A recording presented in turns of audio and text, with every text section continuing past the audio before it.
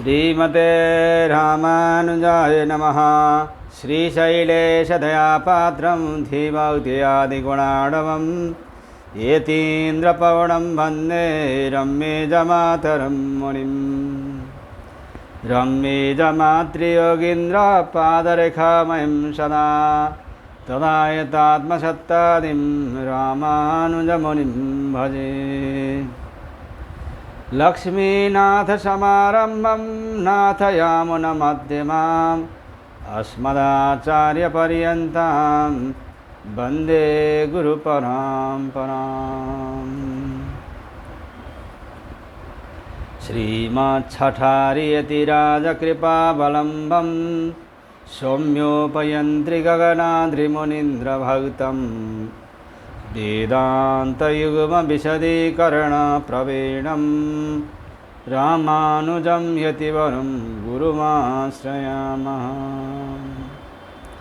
श्रीमद्काश्यपवंशमद्य गगने श्रीचन्द्रवदभासितं श्रीमद्वेङ्कटनाथसेवनरतं बाणाचलोपासकं श्रीमधुसूदनार्यकृपया सम्प्राप्य मन्त्रादिकं वन्देऽहं पदवर्यमाधवगुरोः पादारविन्दं सदा। जय श्रीमन्नारायण। श्रीमद्जगद्गुरु रामानुजाचार्य प्रणीतः वेदांत सार में 3-3-30 सूत्र तक हम लोगों ने परसों सत्संग करके छोड़े थे। अब आज 3-3-31वां सूत्र से सत्संग आगे बढ़ा रहे हैं। यावदधिकारमवस्थितिराधिकारिण कारणं 3-3-31 वसिष्ठादीनं ज्ञाननामपि देहपातादूर्ध्वं फलान्तरानुभवः प्रारब्धाधिकार हेतुकर्म विनाशभावात् यावदधिकार समाप्ति तद्धेतु कर्म फलानुभवाय तेषां तत्रैव स्थितः। नार्चिरादिप्राप्तिः ज्ञानिनामपि प्रारब्धकर्मानुभवेनैव नश्यतीति वक्ष्यते इति सांप्रदायादिकरणम्। आदिकारिकाणम कर्म विशेष से अधिकार विशेष को प्राप्त किए हुए वशिष्ठ आदि ज्ञानियों का तो यावदधिकारम कर्म से प्राप्त अधिकार की समाप्ति तक अवस्थिति ही प्रकृति मंडल में अवस्थान संभव है। अर्थात अधिकार की समाप्ति तक अर्चिरादि गति से रहित होकर प्रकृति मंडल में रह सकते हैं। सूत्रकार कहते हैं हमने सभी ज्ञानियों का देहपात काल में सुकृत और दुष्कृत पुण्य पापों का नाश होता है ऐसा नहीं कहा है, अपितु जिन ज्ञानियों का देहपात के समय ही अर्चिरादि की गति प्राप्त हो गई है उन्हीं के संबंध में सुकृत और दुष्कृत का विनाश कहा है। वशिष्ठ आदि आधिकारिक ज्ञानियों का तो देहपात होते ही अर्चिरादि गति नहीं भी होती है, क्योंकि उन्होंने जो विशेष अधिकार प्राप्त कर लिए हैं ऐसे लोगों के प्रारब्ध अधिकार के कर्मों का तब तक विनाश नहीं हुआ था। इसलिए शरीर पाद के बाद भी दूसरे शरीरों में विद्यमान रहते हैं। उनका कर्म विशेष के कारण प्राप्त अधिकार विशेष की जब तक समाप्ति नहीं होती तब तक उक्त कर्मों का पूर्णतया विनाश नहीं हुआ रहता है, क्योंकि संचित कर्म तो ज्ञान से नष्ट हो जाते हैं, किंतु प्रारब्ध कर्म केवल भोग करके ही समाप्त होते हैं। अतः आधिकारिकों के तदारंभक कर्म जब तक अधिकार प्राप्त है तब तक रहते हैं। इस कारण से उनका देहापात होते ही अर्चिरादि गति नहीं होती, ऐसा कहना हमारा अभिप्राय है। वशिष्ठ आदि महर्षि तो विशेषाधिकार युक्त पद पर अधिकृत है। तपश्चर्या रूप विशेष कर्म के प्रभाव से अधिकार विशेष को प्राप्त करने वाले वशिष्ठ आदि के जब तक अधिकार समाप्त नहीं हो जाते हैं तब तक उनके अधिकृत पदोपयोगी कर्म नष्ट नहीं हो पाते। इस तरह से उक्त आशंका का निराकरण सूत्रकार ने किया है। ब्रह्मोपासक ज्ञानियों के प्रारब्ध कर्म भी उनके भोग से ही समाप्त होते हैं, अर्थात बिना भोगे प्रारब्ध कर्मों की समाप्ति नहीं हो जाती। यह बात आगे बताई जाएगी। यहीं पर सांपरायाधिकरण पूर्ण हो जाता है। अथ अनियमाधिकरणम, केवल उपकोशल आदि विद्यानिष्ठ की ही नहीं अपितु सभी विद्याओं के उपासकों को देहपात के पश्चात अर्चिरादि गति प्राप्त होती है। इस विषय का निर्णय करना यह एक सूत्रीय अधिकरण है। अनियमः सर्वेषामविरोधः शब्दानुमानाभ्यम 3:32।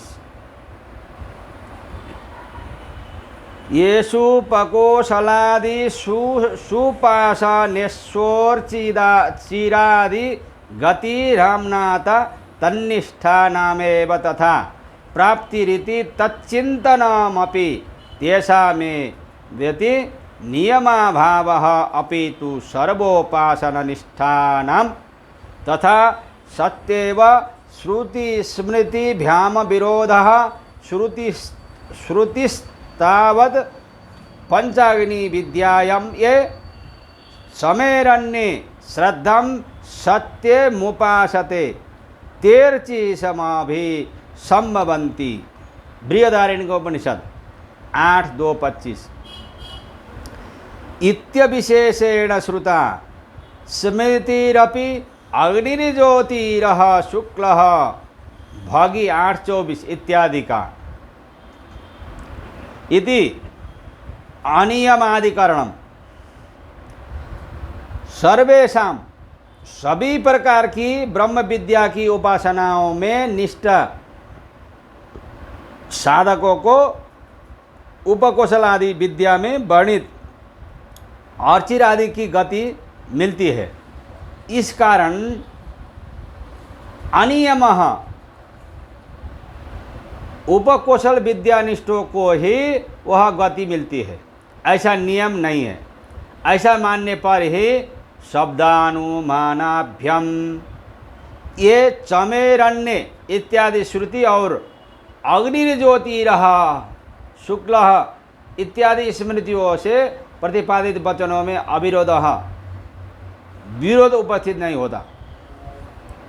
जिन उपकोशल आदि उपासनों में अर्चिरादि गति का वर्णन आया है वह उपकोशल आदि निष्ठों के लिए है तथा अर्चिरादि गति से ब्रह्म प्राप्ति भी उन्हीं लोगों को ही होती है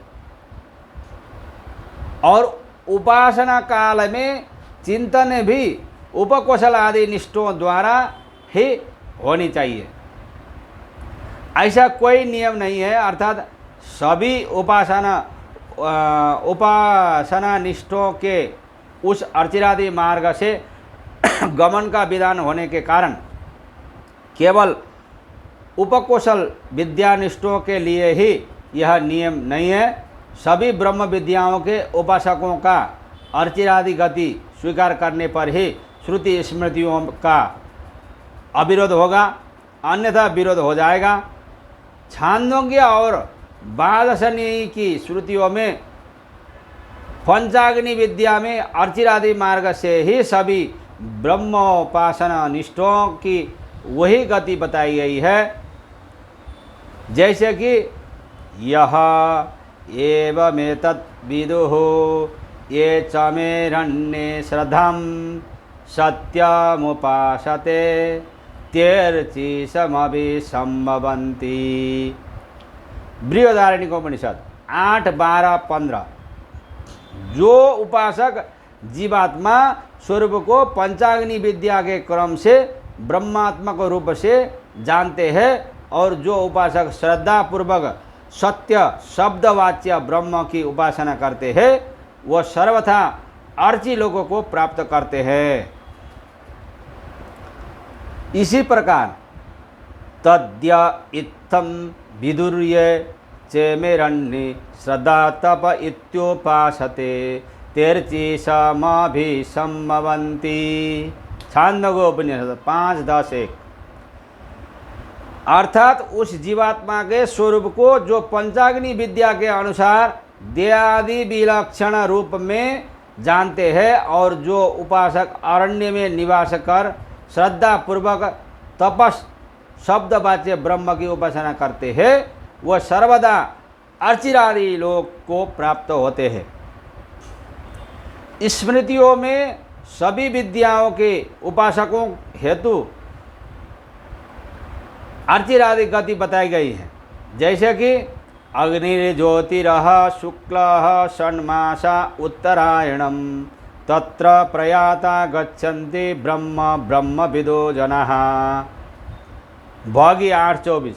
अर्थात ब्रह्मोपासक योगी जन जिस मार्ग से ज्योतिर्मय अग्नि के अभिमानी देवता दिनाभिमानी देवता तथा शुक्ल पक्षाभिमानी देवता और उत्तरायण के 6 महीनों के अभिमानी देवता हैं उस मार्ग से गए हुए लोग ब्रह्म को प्राप्त होते हैं। इस प्रकार सभी ब्रह्मोपासकों को इस अर्चिरादि मार्ग से ही जाने की बात स्मृति भी बताती है। सभी ब्रह्म विद्योपासकों के लिए अर्चिरादि मार्ग का प्रतिपादन करने वाली बहुत सी श्रुति स्मृतियां हैं। यहाँ पर अनियमाधिकरण पूर्ण हो जाता है। अथ अक्षराध्याधिकरणम। सभी ब्रह्मोपासनाओं में अक्षर ब्रह्म की समानता तथा उसके स्थूलत्व से राहित्य का ज्ञान बना रहता है। इसी विषय का प्रतिपादन अक्षराधि अधिकरण में किया गया है। अर्चिरादि मार्ग से गमन जैसे सभी ब्रह्मोपासकों के लिए एक समान ही है वैसे ही स्थूलत्व अणुत्वादि से राहित्य का अनुसंधान सभी ब्रह्मोपासकों में एक समान है। इसका प्रतिपादन इस द्विसूत्रीय अधिकरण से किया जा रहा है। अक्षराधीयम तो वरोधः सामान्य तद भावाभ्यामोपसदवत् तदुक्तम। 3:33।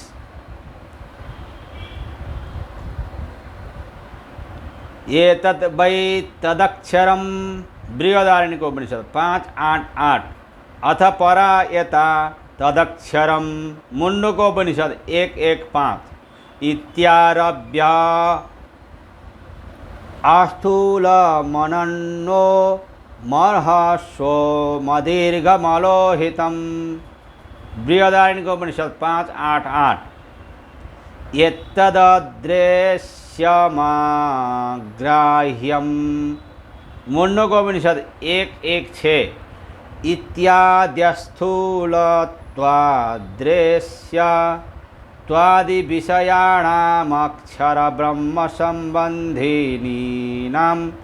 धियं सर्वासु परिविद्यासु संग्रहः गुणिनो ब्रह्मणः सर्वत्रैकत्वात् यतैर्गुणैर्विना सकलेतरव्यावृत्त ब्रह्मानुसन्धानानुपपत्तेश्च हेय सम्बन्धा नरहानन्दादयोऽपि प्रत्यगात्मनो ब्रह्म व्यावर्तकः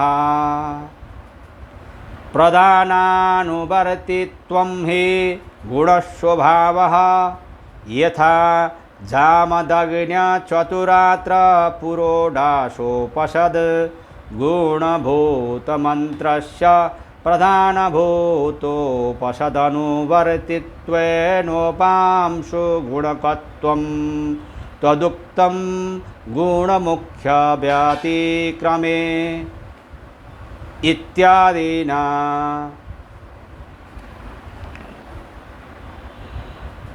पूर्व मीमांसा अक्षरधियाम अक्षर परब्रह्म संबंधी अस्थूल मनणु श्रुति में वर्णित गुणों में जिनकी दृष्टि है, ऐसे लोगों को अवरोधस्तु सभी विद्याओं में अक्षर ब्रह्म के उक्त गुणों का संग्रह करना ही चाहिए, क्योंकि सामान्य तद्भावाभ्यम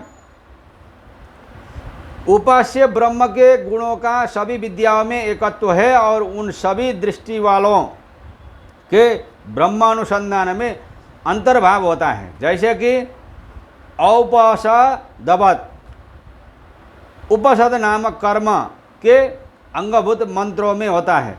जैसे गुणों के प्रधानानुवर्ती होने के कारण सामवेद में पठित होने से उच्चैहि सामनः के नियम से उच्च स्वर से उच्चारण आवश्यक होने पर भी यजुर्वेद के उपसदात्मक कर्म के अंग में उपांशु यजुषा इस नियम से उपांशु उच्चारण किया जाता है। उसी तरह तत् यह गुणों के प्रधानानुवर्ती होने की बाद उक्तम कर्मकांड विषय पूर्व मीमांसा के गुण मुख्य व्यतिक्रमे सूत्र में स्पष्टतया बताई गई है। एतस्य व अक्षरस्य ब्री 5:8 अर्थात हे गार्गी उस तत्व को ब्रह्मवेत्ता अक्षर कहते हैं। फिर अथ परा येया तदक्षरमधिगम्यते यत्तदृश्यमग्राह्यमगोत्रमवर्णमचक्षुः श्रोत्रं तदपाणिपादम्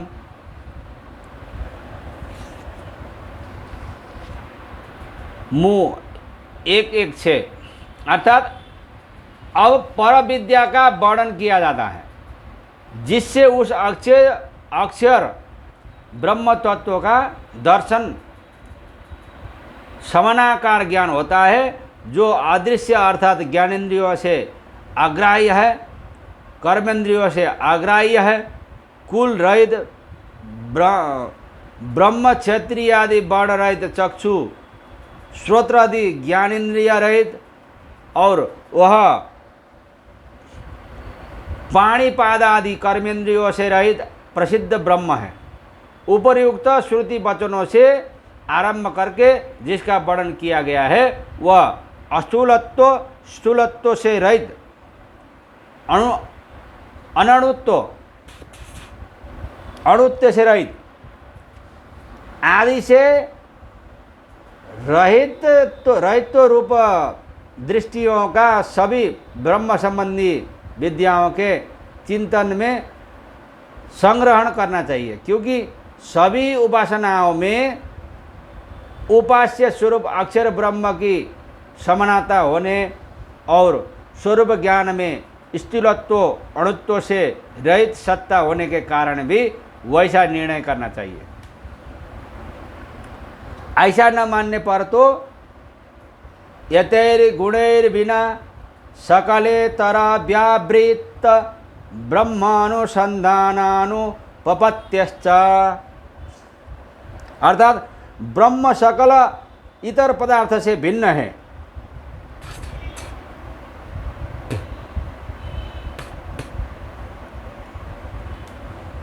इस तरह से ब्रह्मानुसंधान नहीं हो पाएगा। किसी वस्तु को उसके वास्तविक आकार से जानना ही वस्तु का यथार्थ ज्ञान माना जाता है। केवल आनंदादि ब्रह्म के असाधारण स्वरूप का उपस्थापन नहीं करा सकते, क्योंकि जीवात्मा में भी आनंदादि गुण होते हैं।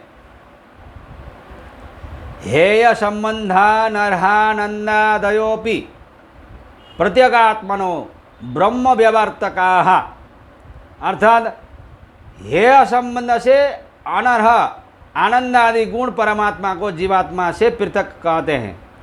उपासनाओं के आनंदादि रूप धर्म के उद्देश्य से स्थूलत्व अणुत्व आदि से राहित्य का विधान न होने से दोष की संभावना नहीं होती, किंतु समस्त परित्याज्य दोषों के विरोधित्व से युक्त आनंद रूप ब्रह्म के उद्देश्य से निरूपित गुणादि की विधि है।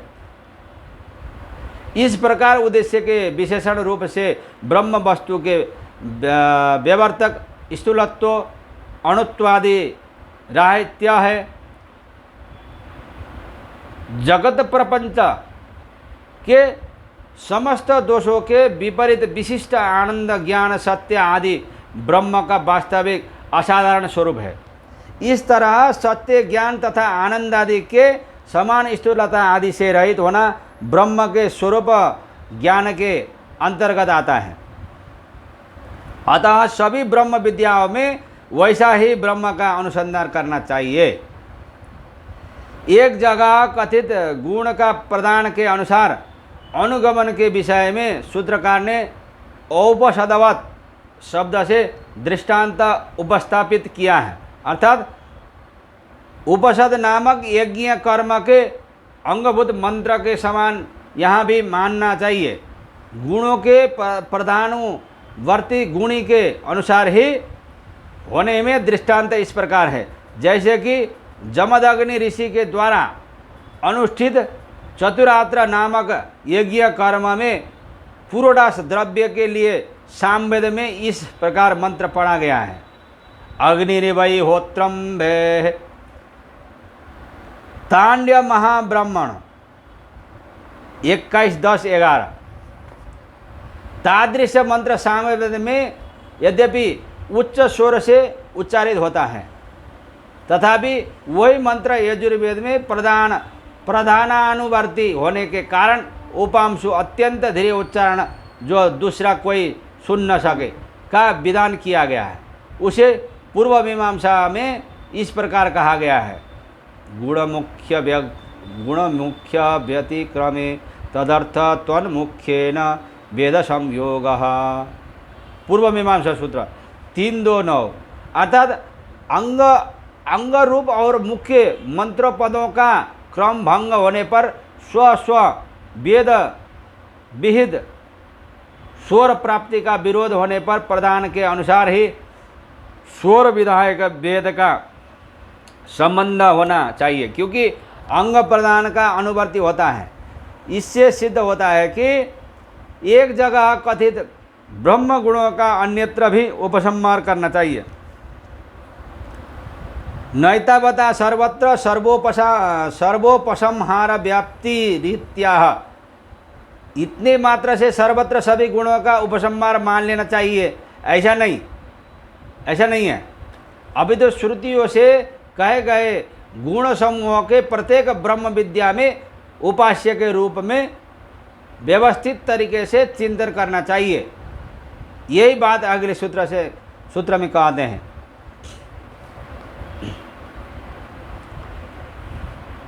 यदावनात् 3:34। आमननम अभिमुख्येन मननम यदेव गुणजातं सर्वत्रोपसंहार्यं येन गुणजातेन सकलेतरव्यावृत्त ब्रह्म मननम इति अक्षराध्याधिकरणम्। सभी ब्रह्म विद्याओं ब्रह्म गुणों के रूप में यत आनंदाधिकरण के पूर्वोक्त गुणों का ही अनुसंधान करना चाहिए, क्योंकि आमननाथ ये ही ब्रह्म के प्रधान गुण हैं। ब्रह्मानुसंधान रूपत्व हेतु से जितने गुणों के बिना ब्रह्म अनुसंधान हो ही नहीं सकता, उतने गुणों का तो अवश्य अनुसंधान करना ही चाहिए। आमनन शब्द का अर्थ है अभिमुख्य पूर्वक प्रधानतया अनुचिंतन करना। आनंद आदि अधिकरण से में जितने गुण बतलाए गए हैं उतने से ही ब्रह्म के स्वरूप का ज्ञान हो जाते हैं। इसीलिए सम्यक चिंतनीयत्वेन इतने ही गुणों का सर्वात्मना सभी ब्रह्म विद्याओं में उनका अनुसंधान करना चाहिए, और जो स्थूलत्व अणुत्व आदि से राहित्य रूप विशेषणों से विशिष्ट परमात्मा का ज्ञानानंदादि स्वरूप है, वही नित्य ध्येय है। जिन गुण समूहों के बिना ब्रह्म के स्वरूप का ब्रह्म से भिन्न चेतना चेतन से पृथक करके अनुसंधान किया जाना नहीं बनता, उन्हीं गुण समूहों का सभी ब्रह्म विद्याओं में अनुसंधान करना चाहिए, जिससे कि सकल इतर से व्यावृत्ति हो जाए। इस प्रकार से अक्षर अध्याधिकरण यहाँ पर पूर्ण हो जाता है। आज के लिए इतना ही। जय श्रीमन्नारायण। अस्मद्गुरु जय जय परम गुरु जय जय श्री सर्वगुरु रामानुज जय जय रामानुज जय जय एतिपति जय जय श्रीधरणि धारा फणिपति जय जय षठरि पूजय जय कारिसेनु जय जय श्री विश्वसेन मुनि सेनापति जय जय। जय श्रीमन्नारायण।